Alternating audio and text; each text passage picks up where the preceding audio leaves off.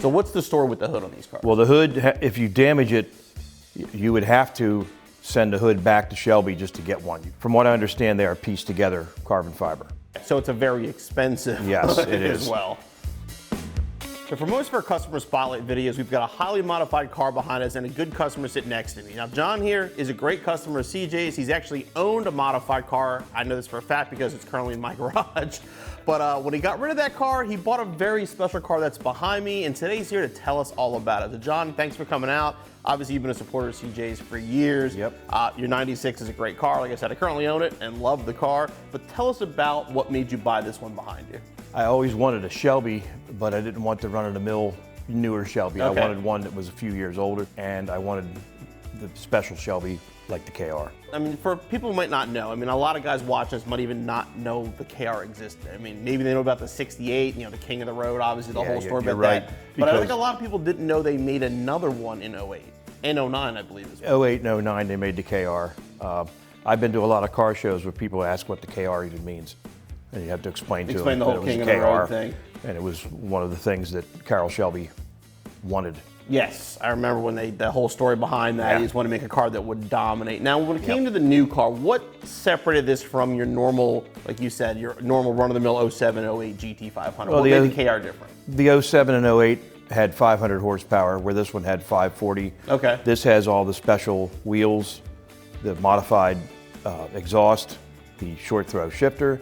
It also has the splitter on the bottom and a special hood. Now, this one was also a 40th anniversary, I believe? Yes, it is. So that was, again, any idea how many they made? I haven't seen many of these cars. The 08, they made 100 of this color. Okay, so that's a For rare the car. year, they made 1,000. Okay, so there's 1,000 anniversary KRs. Now, remember when this car came out, there was a lot of talk about the hood. Everybody loved the hood, and then Shelby, if I remember correctly, kind of made it that people couldn't just buy that hood for their normal car.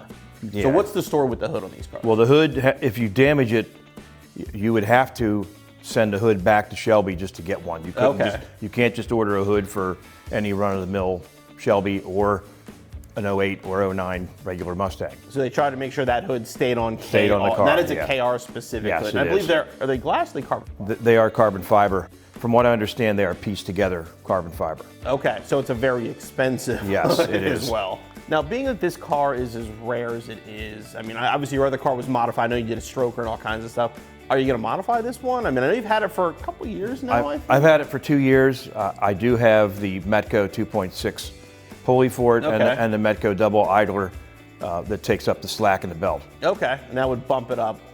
That probably bump it up 40 or 50 I was going to horsepower. say closer to that 600 number for exactly, sure. yeah. And how many miles are on it? I mean, I see you at shows all the time, so obviously you drive it. It's got 34,000. Okay, and plans to continue to put more on it, I'm Yeah, sure. I drive it, so it's not going to sit in the garage forever. So we're talking, you know, one of the things we're adding out to people that we do these customer spotlights is we talk about the newer Mustang. So, I mean, what do you think of the new GT500s and what do you think of the new 650 they just launched the other day?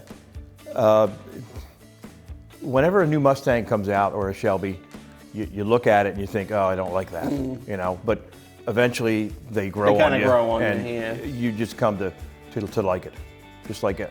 Just like, I mean, back in the day, the Fox body looked like a Taurus.